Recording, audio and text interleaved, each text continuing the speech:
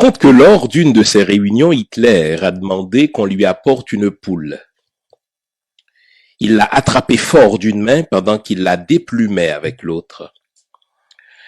Se débattant de douleur, la poule a voulu fuir, mais elle n'a pas pu car l'étreinte était au-dessus de ses forces. Après avoir complètement déplumé l'infortunée poule, Hitler a ramassé toutes les plumes en disant à ses collaborateurs « Maintenant, regardez bien ce qui va se passer ». Hitler a lâché la poule sur le sol et s'est éloigné d'elle. Il a pris une poignée de grains de blé et a commencé à marcher dans la pièce en jetant les grains de blé au sol derrière lui.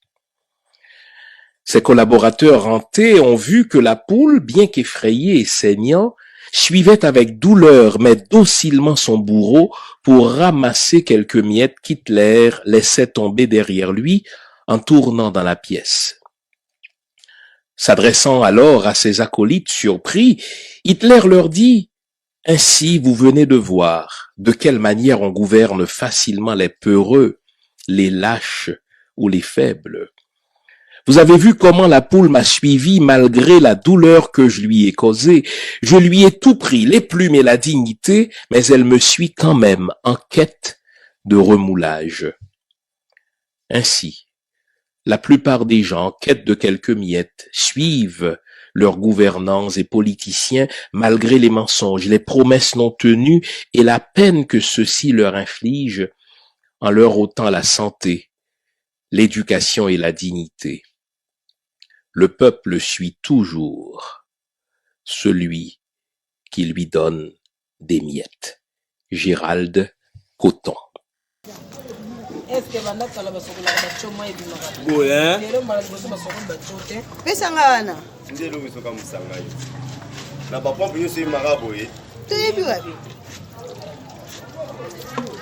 Maya blé à Régie des eaux à Congo, RDC Kinshasa. Précisément na Bandal. Attends la poto maya blé bimarate.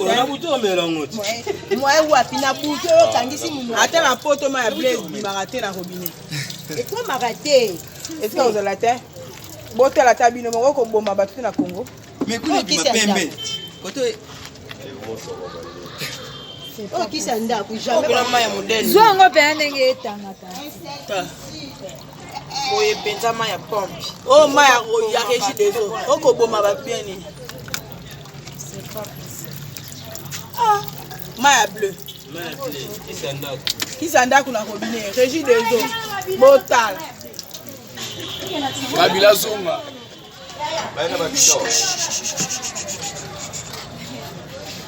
Oh mon lait fire oui.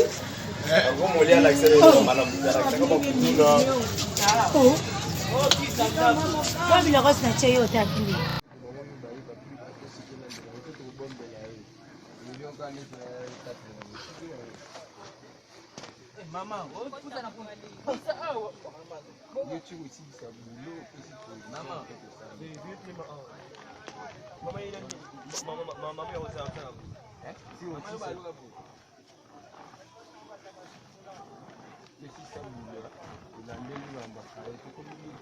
Osso. Ah, c'est quoi tiré à l'ouf, ouais? Oh, tiré à l'ouf, ouais? Eh, bouquet tiré. Maman, va gagner tiré. Eh, oh, tiré à l'ouf. Et au Kende.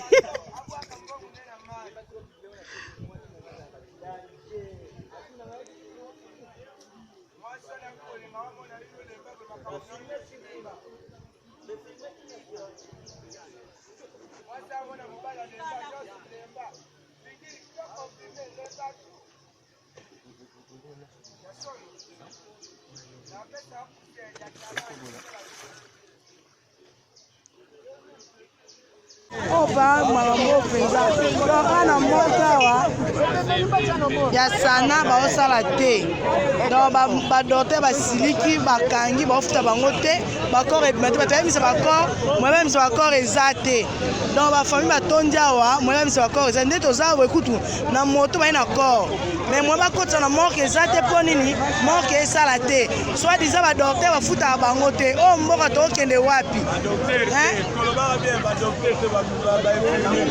bainfirmier sikoyo bafamille basalida badepense bakor ebima lelo moye ebima eza te si c'est comme ça bibembe na biso tozo relève to bando kunda na ndenge na biso bino bozokoka na bilo te c'est ça franchement okonde wapi sikoyo ezozonga ndako mpe ndenge nini nzambe na ngai oyo mboka tozokende wapi nzambe alola nzambe esunga biso na mboka oyo donc moke eboyi kofungwama mpo baofuta bango te bafai mwa bayemisa bakor eza te ndi kaja ndekeria kwambila gouverneur ou bien ba honorable muje ba muteba ka kungulu mu junior muteba ka kungulu abasunguji ba mu mulupata pat ba erika ngalu nuba kubambila kubwalukai bwana basungulu mulupata pat embo ba nuenzele nuba kubambila kubwalukai tangile muntu bugolo endalo kwa kusabuka ngene bomambo la magai bomambo muntu tangile mwana yaba wekine nda yaba nje bobo weka mwa baje shenye mama tangile muntu bomambo la namu ne fa tangile bomambo wekalenda opanukuwe bomambo la mu ikulwenda bakashi ba benda babambula hambiji kude baluma bantu baluma bakubasabula vraiment population wa katekela iduta tabikol depuis 13h ou d'une fois le moubang boba jana bimana baba jamo moi en cas déjà 16h 17h tout tout lui ta bunyi la population anu bezo ko ko moyen mo suba ino akuila ko ko ba moyen entendre katumante pour mama tangile bona ba mama moyen mo ambula hamakaya kana Yeza buntu babunyi be ba province wa mu ba Chilombo mwina ba president wetu wadi tunga Felix Antoine Tshisekedi Chilombo yeza buntu babunyi bikol bikolo babana bale basabuka exode manse ba mbonenda wapi bonzi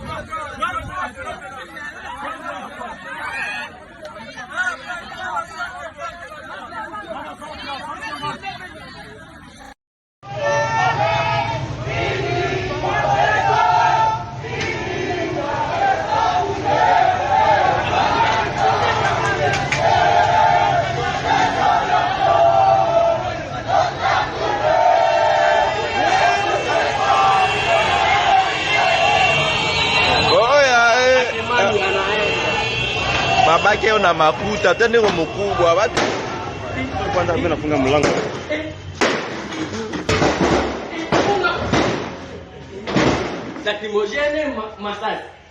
C'est difficile qu'on ait la paix présentement à Ituri. Les Wanyagwisha entrent là-bas jour et nuit. et puis ils ont des armes. J'avais à dénoncer 2 fois ces problèmes-là. Ça risque de créer des problèmes dans les jours à venir. C'est ce que j'avais dit. Je me souviens, 2 fois j'ai parlé de cela. Mais qu'est-ce que les autorités m'ont répondu?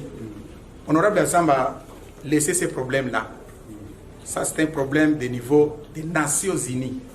C'était ma première fois d'apprendre qu'il y a des problèmes qui sont traités dans le niveau des Nations Unies. Le problème de l'Itouri qui est traité dans le niveau des Nations Unies, moi je ne savais pas, c'est-à-dire même les autorités de la province sont bloquées quelque part.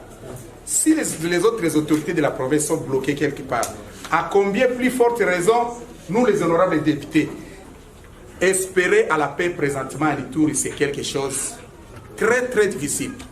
La grande responsabilité, c'est au président de la République. Le président de la République trompe beaucoup.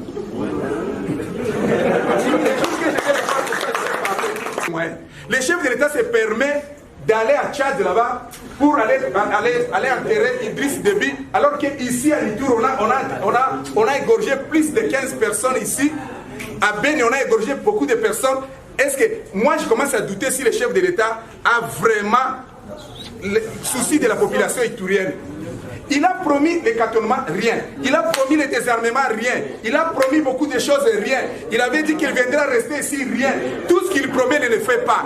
Les jours que le président de la République viendra ici, je vais le dire à face comme ça. Il n'y aura pas la paix, mes chers frères, mes chères sœurs. Donc nous devons prier.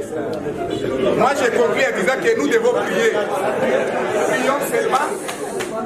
Mettons confiance à Dieu, c'est Dieu seulement qui va nous donner la paix. Parce que ces militaires-là, ces chefs de l'État-là,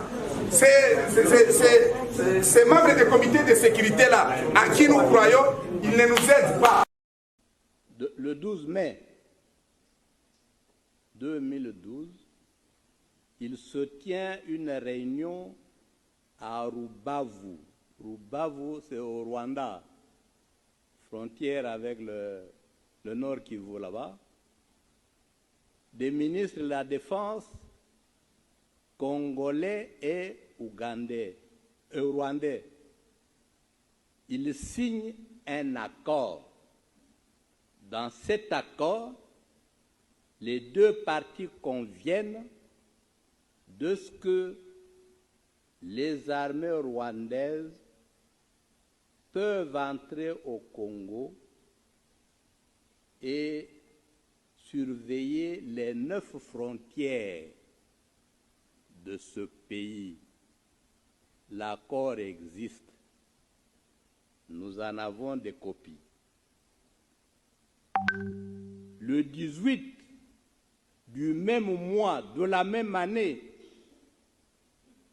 le ministre congolais et le ministre rwandais des Affaires étrangères se rencontrent à Kigali. Ils signent un accord. Dans l'accord, ils acceptent que les services de renseignement rwandais peuvent entrer au Congo, sillonner toute la République pour assurer la sécurité. Ils le font chaque jour. Nous avons accepté, pendant que nous dormons, les autres circulent, repèrent les sites miniers, contrôlent nos frontières, sillonnent tout le pays. Enfin, c'est-à-dire pour l'exposer, parce que les données, nous en avons à revendre. Vous connaissez le fameux accord du 23 mars 2009 entre le Congo et Kundabatware, le CNDP. L'accord reconnaît aux Rwandais le droit d'être Congolais et de participer à la vie politique congolaise, d'être candidat et d'être élu. Nous avons signé cet accord. La partie congolaise a été représentée par M. Raymond Tshibanda, à l'époque ministre de la Coopération, et Obasanjo, qui était témoin de la communauté internationale, lui a posé 3 fois la question. Est-ce que vous acceptez de signer un tel accord? Il dit oui, 3 fois. Obasanjo a réagi, votre pays aura des problèmes. Là, nous approchons petit à petit vers la synagogue.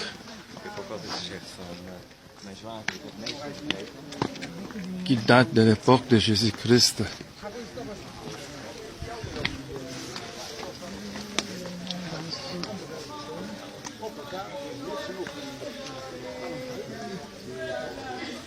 Nous sommes dans la synagogue de Jésus-Christ.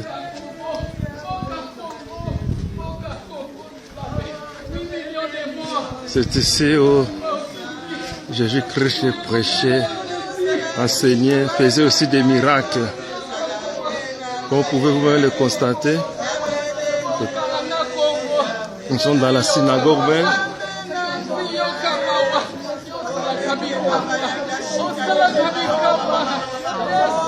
Le drapeau du Congo, la République démocratique du Congo, comme vous pouvez vous-même le voir, c'est dessiné dans la synagogue même où Jésus-Christ avait prêché. C'est la synagogue.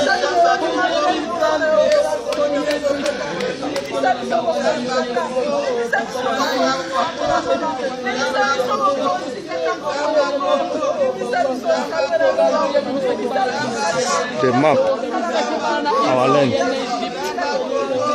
The map, our land. Which country is it? Democratic Republic Congo.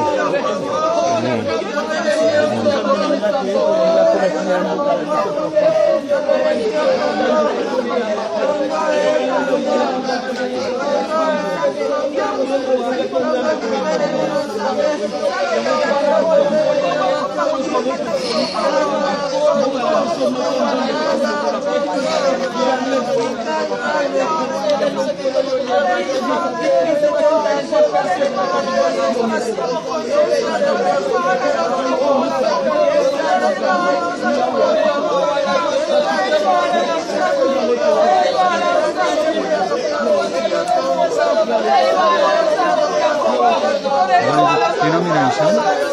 Denomination. What is the denomination? Denomination. Methodist, Presbyterian, Pentecostist. Pentecostal.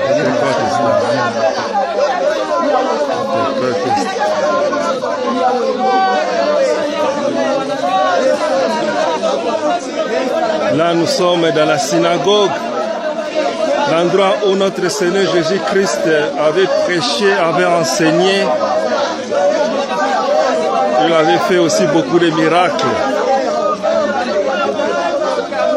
Comme vous pouvez le constater, il y a aussi la carte géographique de la République démocratique du Congo, notre pays d'où nous venons. C'est pourquoi il y a le drapeau qui est posé dessus. Et les femmes ainsi que les hommes de bonne position à mission sont en train d'intercéder pour notre pays, le Congo. Que Dieu soit loué, c'est vraiment un miracle de retrouver notre carte.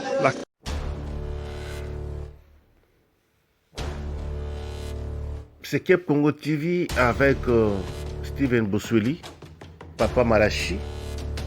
Vraiment, nakanisi Bolandi ba archive oyo na tie ya bandeko na biso ya biso moko ba congolais na kati ya mboka Congo. Vraiment ezali mawa pe na pasi. Jusqu'à quand oyo biso peuple congolais to continuer ko souffrir boy na kati ya mboka na biso. Un peuple se libère. Un peuple se libère. Il faut biso moko ba congolais to se libérer. Ce qui biso moko ba congolais to se libérer te vraiment et ozala pasi mingi. Un peuple se libère. Biso moko il faut to se libérer. La prière seule ne suffit pas. La prière seule ne suffit pas. Il faut biso moko to se libérer. Un peuple se libère. Tala bandeko ba ke même na drapeau na carte ya Congo na Israël na synagogue place Jésus-Christ asambela ki. Eza ba nonsense. Pour que nous sambela pour na Congo, eza ba nonsense. Na ebite ba mususu to biso ba congolais tozotanga Bible ndenge nini. Eza ba benga nonsense de n'importe quoi. Non. Suivons l'exemple d'Abraham. C'est dans la Bible. Abraham, j'aime beaucoup cet exemple d'Abraham quand on lui annonce que son neveu Lot a été pris en otage. Abraham n'a pas prié. Abraham n'a pas fait de jeûne. Abraham a pris les armes pour aller attaquer les ennemis, pour récupérer son neveu Lot et le peuple et leurs biens. C'est-à-dire qu'avec l'exemple d'Abraham, pour avoir la paix, il faut préparer la guerre. Lisez la parole de Dieu. Genèse chapitre 14, vous allez voir. Mes frères congolais, to komi bato de kola banyama boyendeng na kachamboka na biso. To congolais a komi lokola zoba moko boye, congolais zozela nzamba sala. Nzamba sala nyonso. Pour la protection na yo, au sali prière, le cas de voies et moyens pour te protéger. Tokosambela nzambe oui, nzamba ko batela biso oui, mais biso moko pe il faut to mi batela, to batela mboka na biso. Cherchons des voies et moyens pour na komi batela. Autodéfense populaire. Kabila qu'on croyait que lui a amené les Rwandais au Congo, mais aujourd'hui, nous apprenons que ce n'était pas lui qui a amené les Rwandais. Au contraire, ce sont les Rwandais qui lui ont amené au Congo. Ba Rwandais ne ba mema Kabila na Congo. Avant sa mort, il avait dit la guerre sera longue et populaire. C'est une prophétie. La guerre sera longue et populaire. Peuple congolais, to komi lokola ba zoba. Peuple congolais, to komi lokola ba nyama. Peuple congolais, to komi lokola ba tomoko boye. Baza sous na bo motote, baza sous na bongote, baza sous na makanicité, mayelete, pote biso moko to telema, pona ko se défendre. Makambo ya Congo etali onité. Makambo ya Congo etali moto mosusu te à part biso ba congolais. Pourquoi biso to komi lokola ba nyama boye biso ba congolais? Nzambe nanga ko sala, nzambe nanga ko sala. Oui, nzamba salaka. Mais nzamba ko sala, yo pe il faut sala. Makambo yo esengeli o sala par na yo esengeli o sala. Ozela te nzamba salela yo. Par exemple, Bible lobi, tu mangeras ton pain de la sueur de ton front. Exemple. Au salut prière, ok ko luka mosala. Au salut prière, ok ko sala mosala. Alors Dieu va te bénir na mosala na yo, pose-toi paix, oya kolia. Peuple congolais, to komi wapi biso ba congolais, to komi lokola ba nyama. Pourquoi biso ba congolais to komi boye? Est-ce que biso ba congolais to zami balite? Na pesi wa ya mboraison alobaka toujours oyo peuple ya ndenge nini yo, oyo peuple ya ndenge nini yo. même si nous n'avons pas de dirigeants, mais Bissomoko, organisons-nous. Ba Rwandais au bazoka occupé Congo lelo. Ils s'étaient bien organisés. Ba tcheba mbongo, ba pesi banana bango, ba kende kozwa formation militaire pour ba récupérer pouvoir na maboko ya ba Hutu, pesi manango projet na bango plan na bango zela ki ba attaquer Congo pour na ba s'enrichir, ba tonga mboka na bango, pe ba maintenir Congo na pauvreté na misère. Ils ont réussi comment? Ils s'étaient organisés. Mais pourquoi biso peut s'organiser pour te bien ba occupant pour te se protéger na kacha mboka na biso. Et vous allez voir que parmi les collabos oyo bazo salake ba congolais ba kufa. Parmi les collabos oyo bazo salake bazar même na kati ya ba groupe armé, ce sont les congolais baza ba collabo na kati. C'est pratiquement impossible. Na ebité mutu ya congolais koma wapi? Peuple congolais, un peuple se libère. Il faut se libérer. Il faut se libérer. Bissomoko, Namaboko yaba occupant. Partout où vous êtes, à Goma, à Bukavu, à Beni, à Butembo, partout dans l'est du pays, partout dans le reste du Congo, organisons-nous. Tous organisés pour se protéger. Bazo bomabiso tozokima. Bazo bomabiso tozokima. Bazo récupérer ma belé. Bazo récupérer ma belé. Les lois banamulenge bakomi ba congolais comment? Ils ont tué. Bakoti ebele. Allez les loyo nanzela mandoki bakomi ba congolais. Pour nini biso tokima kaka. Tozokima kaka. Tozokima nzambe na biso, nzambe kaka sunga biso. Non. Exemple Abraham, c'est dans la Bible. Abraham n'a pas prié. Na retour Abraham nde akutanaki na Melchisedek. Na retour Abraham après sa victoire nde akutanaki na Melchisedek, l'envoyé de Dieu, et il a donné la dîme de tout. Lisez la Bible pour biso ba congolais tokomi sa nzambe propriété privée na biso. Ki makambo esengeli biso sala fo nzambe ya kosala. Non. Na retour Abraham nde akutana Melchisedek, et il lui a donné la dîme de tout. Totelema to bengana ba paya, totelema to se protéger, to protéger mboka na biso. Sauf que tout le monde qui va continuer biso, tout ça va continuer, bazo travailler pour l'intérêt, il y a ba occupant, alors to bengana na bango na ba occupant. C'est comme ça. Exactement que les côté na ba jeune de prière, monguna zo na mandoki yo fukami na jeune de prière. Tone na mona image awa bandeko bakena Israël baki osambela kuna na synagogue ya Jésus-Christ pour la délivrance ya Congo. Nonsense. Bangambo esala makaka pa na ba Congolais. Bazo ba Congolais na Inde, bazo ba Congolais na Brazzaville, bazo ba Congolais na Angola, bazo ba Congolais na Afrique du Sud. Congolais est maltraité partout parce que bisomoko to nimi kibozoba, to za bazoba, to za susubato tete comme le kola banyama. Or ceux qui te télémi comme un seul homme, te s'organiser bisomoko, vraiment le Congo sera libéré.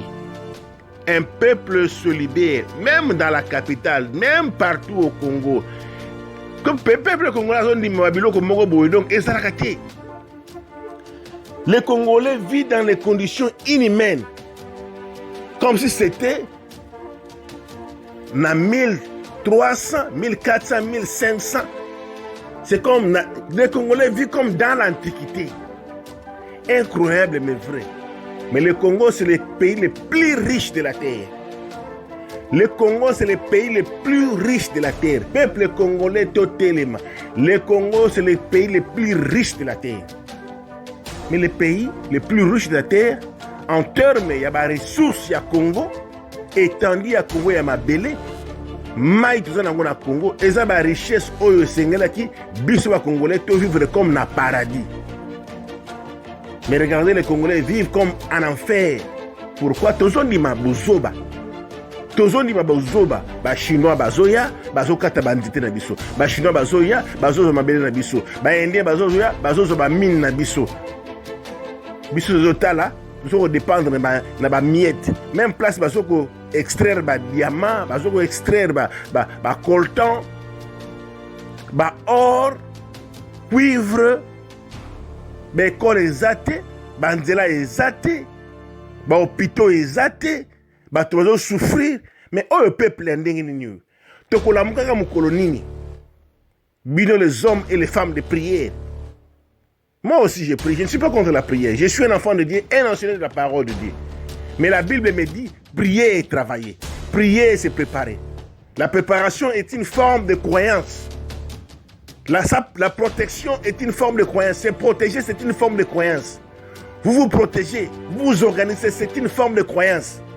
Ceux qui besoin de escroc, escroc bishop, ndumba bishop, dramaté, alors ça, ce sont les mensonges. Et ça, enseignement et occupation. Et ça, enseignement en fer. Sortez dans ces églises-là. Sortez. La Bible nous dit sortez de Babylone. La Bible nous dit de sortir de Babylone. Ouais, c'est pas Babylone. L'église, on est en fer. Parce qu'on maintenir la pauvreté, la misère, la souffrance. Voilà pourquoi les Congolais ne se libèrent toujours pas. À cause des enseignements erronés, des demi-vérités. Peuple congolais, to telema, to soukoula mboka na biso, to délivrer mboka na biso, to se libérer. Un peuple se libère. Voilà, c'était ça mon message. Eza mawamingi, bota la archive na tchewana, eza mawamingi maka trahison. Quel niveau de trahison congolais a trahi mboka na ye? Quel niveau de trahison? Un peuple se libère. Voilà mon message. Que Dieu vous bénisse abondamment.